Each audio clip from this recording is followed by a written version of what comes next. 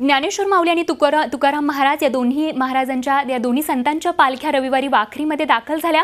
पुण्यातून वेगवेगळ्या मार्गाने जाणाऱ्या पालख्या दरवर्षी वाखरी मुक्कामी एकत्र येत असतात। यानंतर दोन्ही पालख्या एकाच मार्गाने पंढरपूरमध्ये दाखल होतात। वाखरीमध्ये दाखल झाल्यानंतर दोन्ही पालख्यांचा उभा रिंगण सोहळा पार पडणार आहे। तर आज दुपारी तुकोबांच्या पादुका नगर प्रदक्षिणेसाठी निघतील आणि त्यानंतर पादुकांची आरती होऊन शेवटचं उभं रिंगण पार पडेल। त्यानंतर सर्व दिंड्या पंढरपूरमध्ये दाखल होतील। मध्यरात्री 2:30 वाजता महापूजेचा सोहळा मुख्यमंत्र्यांच्या हस्ते दरवर्षीप्रमाणे सपत्नीक या ठिकाणी संपन्न होईल।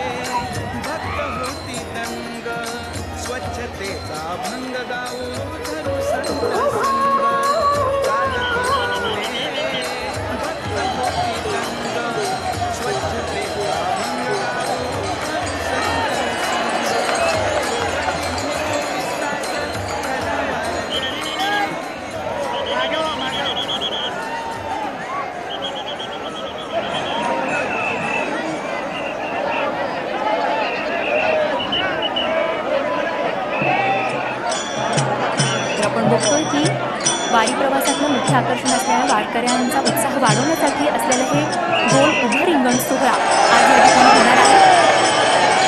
वारी प्रवासातलं हे मोठं गोल उभं रिंगण या ठिकाणी वाखरीमध्ये आज संपन्न होणार आहे।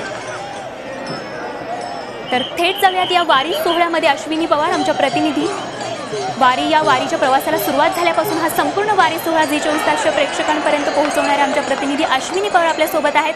अश्विनी, काय चित्र आज आपल्याला बघायला मिळते? ज्याची साठी केला होता अट्टहास सारा तो क्षण आता वारकऱ्यांना अनुभवायला मिळणार आहे। विठुरायाचं ते सावळं रूप डोळ्यात साठवण्याचा क्षण आता काही क्षणांमध्ये वारकऱ्यांना अनुभवायला मिळणार आहे। तर एकूणच काय चित्र आज वाखरीमध्ये बघायला मिळतंय?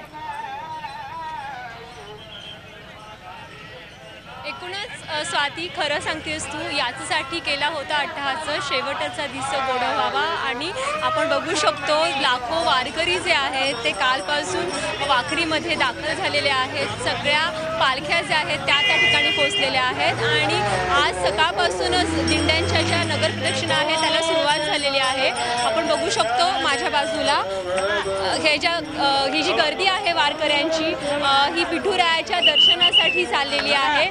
खरं तर तुकाराम महाराजांच्या पालखीचं गोल उभं रिंगण असणार आहे, तर ज्ञानेश्वर महाराजांच्या पालखीचं देखील उभं रिंगण पार पडेल। त्याचबरोबर ज्ञानेश्वर महाराजांच्या पादुका आहेत त्यांचे देखील आज नगर प्रदक्षिणा आणि स्नान होणार आहे। त्यांचे अभंग आणि आरती या ठिकाणी होणार आहे। तुकाराम महाराजांच्या पालखीचं देखील शेवटचं उभं रिंगण आज पार पडणार आहे। त्यामुळे हा शेवटचा सोहळा डोळ्यामध्ये साठवण्यासाठी सगळे जे वारकरी आहेत ते आता आतुर झालेले आहेत आणि आषाढी एकादशी एकच दिवसावरती येऊन ठेपलेली आहे। त्या दिवशी असं म्हटलं जातं की जो कळस आहे पंढरीच्या विठ्ठलाच्या मंदिराचा जो कळस आहे त्या कळसामध्ये देव येऊन सगळ्यांना दर्शन देत असतात आणि त्या कळसाचं दर्शन जरी घेतलं तरी वारकऱ्यांची ही जी वारी आहे ती पूर्ण होते। आणि म्हणूनच या दिवशी या ठिकाणी या कळसाचं दर्शन घेण्यासाठी जे आहे ते सगळे वारकरी जे आहेत ते आता इथून पुढे जात आहेत। स्वाती, नक्कीच अश्विनी, वाखरीतला हा जो उभं रिंगण सोहळा आहे तो खूप मोठा उभं रिंगण सोहळा असतो। वारकऱ्यांमध्ये खूप उत्सुकता असते या रिंगण सोहळ्याबद्दल। तर काय एकूण भावना या वारकऱ्यांच्या चेहऱ्यावर या क्षणाला बघायला मिळत आहेत?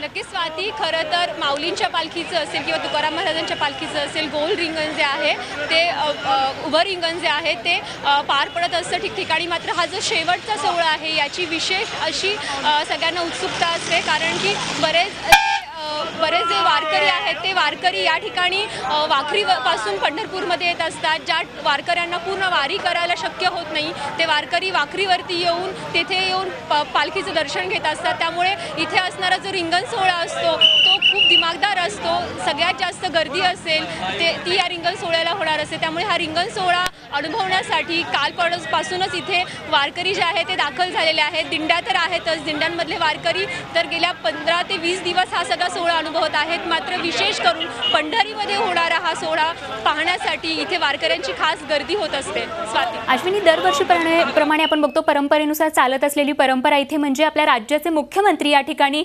पांडुरंगाची आणि रुक्मिणीची पूजा करत असतात। तर त्या पूजेच्या दृष्टिकोनातून काय तयारी या ठिकाणी झाल्याचं बघायला मिळतंय?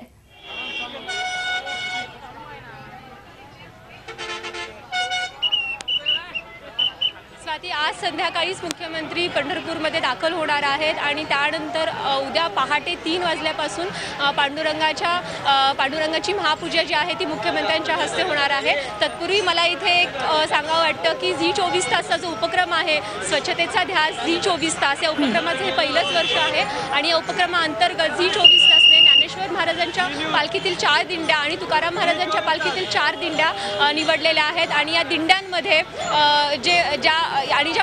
या पालख्यांमध्ये या ज्या दिंड्या आहेत ह्या पर्यावरण आणि स्वच्छतेच्या माध्यमातून काम करत असताना दिसल्या आणि एकूणच या दोन्ही पालख्या सोहळ्यांमधील जे प्रमुख होते, सोहळा प्रमुख होते किंवा पालखी प्रमुख होते, हे या सगळ्या पालखीच्या या आमच्या कार्यक्रमाच्या निवड समितीवरती होते आणि यांनी ह्या 8 दिंड्या ज्या आहेत त्या निवडून दिलेल्या आहेत आणि पहिलंच हे जे वर्ष आहे या उपक्रमाचं आणि या उपक्रमामध्ये याचा जो समारोप आहे तो आज मुख्यमंत्र्यांच्या हस्ते होणार आहे। या 8 दिंड्याचा सन्मान जो आहे तो आज या आज मुख्यमंत्र्यांच्या हस्ते करण्यात येणार आहे।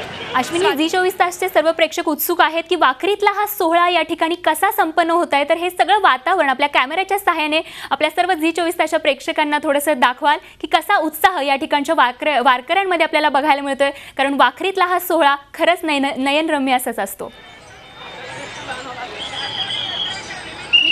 विनंती करते की त्यांनी माझ्या मागची ही जी दृश्य आहेत ही प्रेक्षकांना दाखवावीत।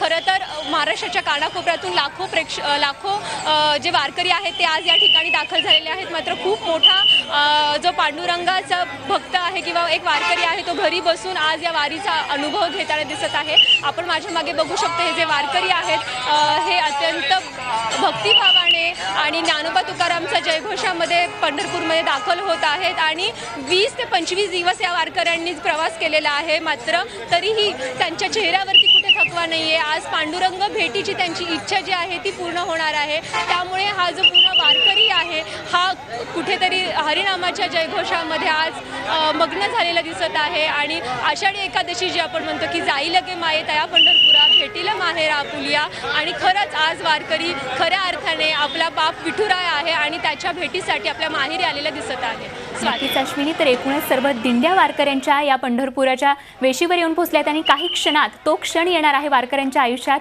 ज्यासाठी हा सर्व प्रवास वारकरी पायी करत असतात सावळ्या विठुराच्या दर्शनाचा। धन्यवाद अश्विनी, हे सगळं चित्र आमच्या झी 24 तासच्या प्रेक्षकांना दाखवल्याबद्दल। झी 24 तास रहा एक पाऊल पुढे।